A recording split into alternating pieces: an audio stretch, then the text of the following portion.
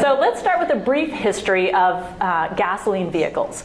So gasoline vehicles really got up and running in the early 1900s. So who knows who's considered the father of the gas car? Anybody? Oldsmobile. Who's the father, the guy? Henry Ford? Yes, Henry Ford, that's right. So you probably know that Henry Ford started an assembly line production of his car, the Model T, and he made it so affordable that people started using that instead of using horses. But you may not know that in the early 1900s, not all cars were gasoline. And you may not know that Henry Ford had a bromance with another famous guy. Anybody know who that was? That's right. You know that. Yes, it was. It was Thomas Edison. So this is a picture of Edison and Ford going camping, which they loved to do together. And these are actual quotes from both of them from the early 1900s. So Thomas Edison had actually invented an electric vehicle, and Ford thought that electric cars could be the way to go. So this is one of the first electric vehicles in the early 1900s, plugged in at home, charging at home. Electric vehicles back then were really popular with one demographic. Does anybody know who it was? Women. Brilliant. It was. It was the ladies. Here's a woman hand cranking charging her electric car, and women love these cars because they were easy to start, easy to charge. They were clean and quiet. So, smart women. So Henry Ford invested $1.5 million in this electric vehicle project, and he was about to buy 100,000 car batteries from Thomas Edison. But in the end, the technology just wasn't quite there to make a car that was electric that was as affordable as the gas vehicle. So the gas vehicle won out.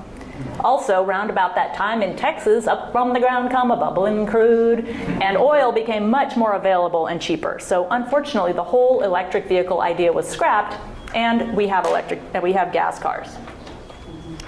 So skipping ahead, I told you this would be a brief history, to the 1960s in Los Angeles. Los Angeles formed a valley, and by the 60s there were a lot more cars. And so something happened. They started to really gather up a lot of smog, right? And the smog was horrendous. So the feds suggested that the automakers add catalytic converters to these cars to make them cleaner, but the automaker said, oh God, that would be impossible. It's way too expensive. It's going to ruin us financially. It'll cause a complete disaster in the US.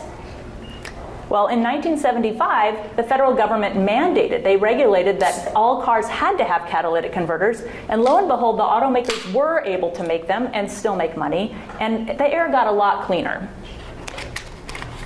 At least at that time. Skip to 1973. In the Middle East had imposed an oil embargo on the US for supporting Israel. And then in 1979, there was the Iranian Revolution, and Iran cut back on oil supplies to the US. And long lines at both times, formed to get what little gasoline there was, and we realized we were beholden to OPEC for our oil.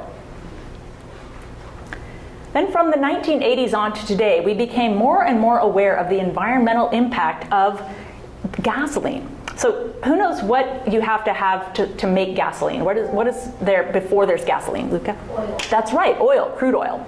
And crude oil is by its very nature liquid and highly combustible. And when you have things that are liquid, they spill. When you have things that are combustible, they explode. No matter how many precautions you put in place, these two things happen all along the life cycle of oil becoming gasoline.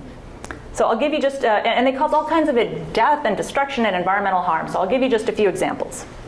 So at the extraction step, this is Deepwater Horizon in 2010. This was one of many accidents that have happened with catastrophic consequences. Here it was 5 million barrels of oil spilled. And then when you move oil, you can move it by several ways. You can move it by train, by ship, by truck, but the most common way is pipelines. Well, over half of the pipelines in the US are over 50 years old, and they just start to wear out, and they leak, and they spill. And so, for instance, in 2017, the Keystone Pipeline in South Dakota spilled 407,000 gallons of oil. Then you have to refine the oil into gasoline. And there are all kinds of bad explosions that can happen with that and fires. So this is the Chevron refinery right in Richmond. This is the 2012 explosion. And since 1989, there have been 4 such incidents there alone. And then once you get the gasoline over to the gas stations, you store it in these giant underground tanks. Well, a lot of these tanks leak. In fact, in the last 20 years, there have been 500,000 confirmed leaks. And they cost about $100,000 up to $1 million to clean up. And many of them still haven't been cleaned up. And all that is just along this continuum of the life cycle of gasoline. We haven't even gotten to the part where we use it and burn it in our cars. So when we use it, it causes 2 types of pollution. Carbon dioxide, yeah, and then let's not forget air pollution, right? So I'm going to start with air pollution first. So in the 2000s, all sorts of reports came out linking air pollution from vehicle emissions to asthma, heart and lung disease, cancers, and dementia. And the worst impacts are on children whose lungs are still developing. And the worst place to be is in a car, no matter what kind of car, but behind a gas or diesel vehicle. Because it turns out that the stuff coming inside your car is 4 to 10 times more concentrated than outside the car. So you really do not want to be behind a gas car. In 2013, MIT came out with a study showing that vehicle emissions cause 58,000 deaths in the US a year. And compare that to car crashes, which cause 38,000 deaths. The worst levels were in California, where 21,000 deaths happened a year, most of those related to road emissions from road transportation. So, and also in the 2000s, the impacts of air pollution related to gasoline were found to be worse among low-income and communities of color who often have to live near oil refineries, busy roads, and heavy freight corridors.